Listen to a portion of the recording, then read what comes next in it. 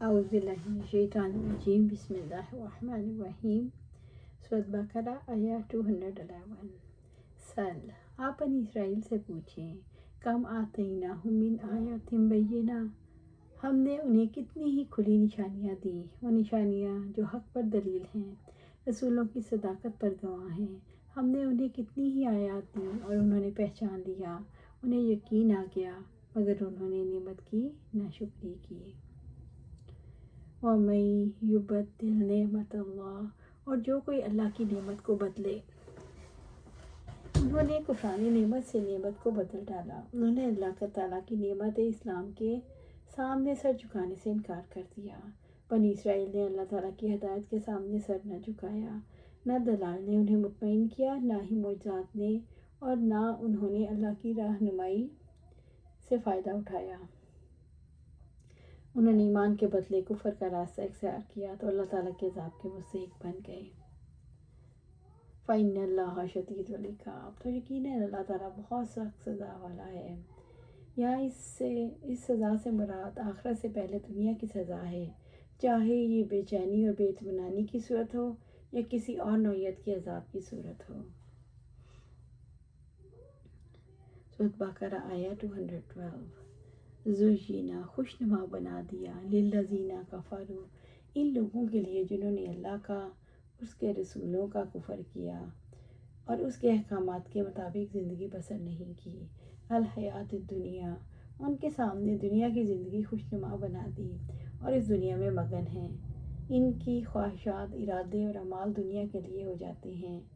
وَیَسْخَرُونَ مِنَ الَّذِینَ آمَنُوا، اور ان لوگوں کا مذاق اڑاتے ہیں جو ایمان لائے، دنیا کے لیے بھاگتے ہیں، دنیا داروں کی عزت اور تکریم کرتے ہیں اور ایمان والوں کا مذاق اڑاتے ہیں۔ وَالَّذِینَ اتَّقُوا فَوْقَهُمْ یَوْمَ الْقِیَامَةِ، حالانکہ جو لوگ اللہ تعالیٰ سے ڈر گئے وہ قیامت کے دن ان سے بلند ہوں گے۔ حالانکہ جو لوگ اللہ سے ڈر گئے وہ قیامت کے دن ان سے بلند ہوں گے۔ یہ کہہ کر اہل ایمان کی ذہنی تیاری کی گئی تاکہ اہل ایمان آخرت کا مقام سامنے رکھتے ہوئے مذاق اڑانے والوں کی طرف دھیان نہ دیں۔ وَاللَّهُ يَرْزُقُ مَن يَشَاءُ بِغَیرِ حساب، اور اللہ تعالیٰ جس کو چاہتا ہے بے حساب رزق دیتا ہے۔ دنیا میں کافر اور مومن کو رزق ملتا ہے۔ یہ غلط فہمی ہر دور کے لوگوں میں رہی کہ اللہ تعالیٰ کے راستے کی طرف آئے تو غریب ہو جائیں گے۔ اس پر فرمایا یہ اللہ کا اختیار ہے، جسے چاہے دنیا میں دے اور جسے چاہے دنیا اور آخرت دونوں میں دے۔ سورۃ بقرہ آیت 213۔ کان الناس امۃ واحدہ، لوگ ایک ہی امت تھے، اس سے مراد ہے سب لوگ توحید پر تھے جس کی تعلیم اللہ نے انبیاء کے توسط سے دی۔ فَبَعَثَ اللَّهُ النَّبِيِّينَ مُبَشِّرِينَ وَمُنذِرِينَ، پھر اللہ تعالیٰ نے انبیاء کو خوشخبری دینے والے اور ڈرانے والے بنا کر بھیجا۔ انبیاء کی خوشخبریاں اور ڈراوے کس فَبَعَثَ اللَّهُ النَّبِيِّينَ، پھر اللہ تعالیٰ نے نبیوں کو بھیجا، مبشرین خوشخبری دینے کے لیے، والمنذرین اور ڈرانے کے لیے۔ وَأَنزَلَ مَعَهُمُ الْكِتَابَ بِالْحَقِّ، اور ان کے ساتھ کتاب کو حق کے ساتھ نازل کیا تاکہ وہ لوگوں کے درمیان ان باتوں کا فیصلہ کر دے جن میں انہوں نے اختلاف کیا۔ کتاب کے احکامات کے ذریعے انبیاء اصول اور فروع کے اختلاف میں فیصلہ کرتے ہیں۔ اللہ نے لوگوں کے باطنی اختلافات کو دور کرنے کے لیے کتاب بھیجی۔ وَمَا اخْتَلَفَ فِيهِ إِلَّا الَّذِينَ أُوتُوا مِن بَعْدِ مَا جَاءَتْهُمُ الْبَيِّنَاتُ، اس میں اختلاف نہیں کیا مگر ان لوگوں نے جنہیں کتاب دی گئی اس کے بعد کہ ان کے پاس واضح دلائل آ چکے تھے۔ لوگوں کے درمیان اختلاف ہمیشہ حق کا راستہ چھوڑ دینے کی وجہ سے ہے۔ بغیم بینہم، آپس میں ضد کی وجہ سے، اختلاف آپس میں زیادتی کرنے کے لیے ہوتا ہے۔ اس اختلاف اور فرقہ بندی کے اصل محرکات کچھ اور ہوتے ہیں جسے اللہ سبحانہ تعالیٰ نے متعدد بار بیان کیا۔ وَعَدَ اللَّهُ الَّذِينَ آمَنُوا، پھر اللہ تعالیٰ نے لوگوں کو جو ایمان لائے ہدایت دی، لِمَا اخْتَلَفُوا فِيهِ مِنَ الْحَقِّ، جس میں انہوں نے اختلاف کیا حق میں، بِإِذْنِهِ، اپنے حکم سے، اپنی رحمت سے۔ اختلافات اور جھگڑا ہونے کی صورت میں فرض ہے کہ اللہ اور رسول اللہ صلی اللہ علیہ وسلم کی طرف لوٹایا جائے۔ واللہ یہدی من یشاء الی صراط مستقیم۔ اللہ تعالیٰ جس کو چاہتا ہے سیدھے راستے کی ہدایت دیتا ہے۔ اللہ تعالیٰ اپنے بندوں میں سے چن لیتا ہے جو حق پر چلتے ہیں، خواہشات کے مطابق ادھر ادھر نہیں ہٹتے، حق پر جمے رہتے ہیں اور انسانوں کی پسند اور رجحانات کے مطابق کھلونا نہیں بنتے۔ سورۃ بقرہ آیہ 214۔ ام حسبتم ان تدخلوا الجنہ، یا تم نے گمان کر رکھا ہے کہ تم جنت میں داخل ہو جاؤ گے؟ رب العزت نے فرمایا، کیا تم نے گمان کر لیا یعنی بغیر کام کے جنت میں چلے جاؤ گے؟ وَلَمَّا یَأْتِکُم مَثَلُ الَّذِینَ خَلَوْا مِن قَبْلِکُم، حالانکہ ابھی تم پر ان لوگوں جیسے حالات نہیں آئے جو تم سے پہلے گزر چکے ہیں۔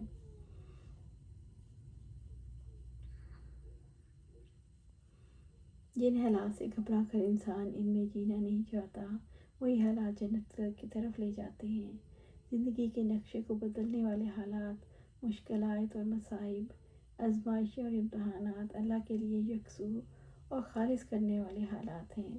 ان حالات میں اللہ کی رضا، نبی صلی اللہ علیہ وسلم کی اتباع اور دین اسلام کے مطابق چلنا جنت کے راستے کا مسافر بنا دیتا ہے۔ اللہ سبحانہ تعالیٰ ہمیں ان میں شامل کرے۔ مَسَّتْهُمُ الْبَأْسَاءُ وَالضَّرَّاءُ، ان کو تنگ دستی اور تکلیف پہنچی، وہ فاقوں میں مبتلا ہوئے، انہیں مختلف بیماریوں نے گھیر لیا، وَزُلْزِلُوا، اور بری طرح ہلائے گئے، یعنی قتل و غارت، خانہ جنگیاں، جلا وطنی، مال لوٹ لینے اور دیگر نقصانات کے ذریعے انہیں دہشت میں مبتلا کیا گیا۔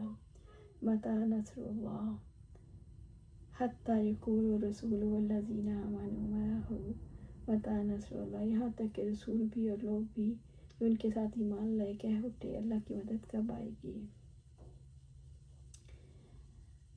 انبیاء علیہ السلام اور ان کے ساتھیوں کا یہ عرض کرنا کہ اللہ کی مدد کب آئے گی کسی شک و شبہ کی وجہ سے نہ تھا بلکہ ان کی شان کے خلاف ہے، بلکہ اس سوال کا منشا یہ تھا کہ اللہ نے اگرچہ وعدہ فرمایا ہے مگر اس کا وقت اور مقام متعین نہیں فرمایا، اس لیے حالت اضطرار میں ایسے الفاظ عرض کرنے کا مطلب یہ تھا مدد جلد بھیجی جائے۔ الا ان نصر اللہ قریب، سن لو یقیناً اللہ کی مدد قریب ہے۔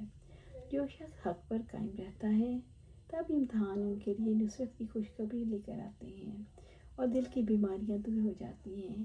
جب اہل ایمان مصائب کو برداشت کر لیتے ہیں اور ثابت قدم رہتے ہیں، جب وہ مصیبتوں کے سامنے کھڑے رہتے ہیں تو اللہ تعالیٰ کی مدد اہل ایمان کے لیے یقینی طور پر آتی ہے، اس لیے قریب ہے، ہر آنے والی چیز قریب ہے، اللہ تعالیٰ کی مدد نے آنا ہی ہے، اس لیے وہ قریب ہے۔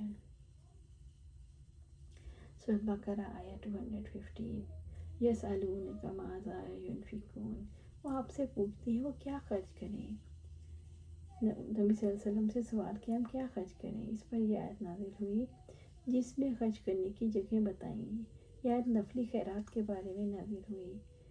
آپ صلی اللہ علیہ وسلم نے فرمایا والدہ پر، والد پر، بہن پر، بھائی پر، پھر بدرجہ قریبی عزیزوں پر خرچ کرو۔ یہ سوال خرچ کرنے والے اور جس پر خرچ کیا جائے اس کے بارے میں رائے عام ہے۔ قُلْ مَا أَنفَقْتُم مِّن خَيْرٍ فَلِلْوَالِدَيْنِ، کہہ دو مال تم جو خرچ کرو والدین کے لیے، آپ تھوڑا خرچ کرو یا زیادہ، سب سے پہلے مستحق والدین ہیں جن کی نافرمانی حرام ہے، جن کے ساتھ نیکی فرض ہے۔ والدین کی سب سے بڑی فرمانبرداری ہے ان پر مال خرچ کرنا، اور سب سے بڑی نافرمانی ہے ان پر مال نہ خرچ کرنا۔ وسعت رکھنے والے بیٹے کے لیے والدین پر خرچ کرنا فرض ہے، والاقربین اور رشتہ داروں پر، والیتامیٰ یتیموں پر، والمساکین مساکین کی ضرورت مند لوگوں کے لیے، وابن السبیل اجنبی مسافر جو سفر خرچ کے ختم ہونے کی وجہ سے مشکلات میں گر گیا ہو۔ صدقہ شروع ہوتا ہے جب انسان کی ضرورت پوری کر لے۔ جابر رضی اللہ عنہ سے روایت ہے کہ آپ صلی اللہ علیہ وسلم نے فرمایا اپنی ذات سے ابتدا کرو، اس پر خرچ کر، اگر اس سے کچھ بچ جائے تو اپنے رشتہ داروں کے لیے، اگر تیرے رشتہ داروں سے بھی بچ جائے تو پھر اس طرح اور آگے اپنے ہاتھوں سے اور آگے دیتے جاؤ۔ کمزوروں محروموں کی مدد کرنے انسان کو خود فائدہ ہوتا ہے، انسان کے اندر جذبہ رحمت ابھرتا ہے اور اشتراک کے جذبے کی تسکین ہوتی ہے۔ وَمَا تَفْعَلُوا مِنْ خَيْرٍ، جو بھلائی تم کرتے ہو۔ اللہ تعالیٰ نے خاص مدات کا ذکر کرنے کے بعد حکم کو عام کر دیا، جو بھی دوسروں پر خرچ کرتے ہو وہ سب خیر ہے۔ فَإِنَّ اللَّهَ بِهِ عَلِيمٌ، اللہ تعالیٰ انفاق سے بھی باخبر ہے، اس کے مقصد سے بھی باخبر ہے، اس کے پیچھے نیت کو بھی جانتا ہے، اس لیے یہ انفاق ہرگز ضائع نہیں ہوگا، تمہیں اس خرچ کا بدلہ دے گا۔ جتنی کسی کی نیت خالص ہوگی اتنا ہی اجر میں اضافہ ہوگا۔ اللہ سبحانہ تعالیٰ سے دعا ہے ہمیں قرآن و سنت پر عمل کرنے کی توفیق دے، اس پر جمع دے اور جنت الفردوس کے اعلیٰ مقام پر اپنے پاس گھر عطا فرمائے۔ آمین یا رب۔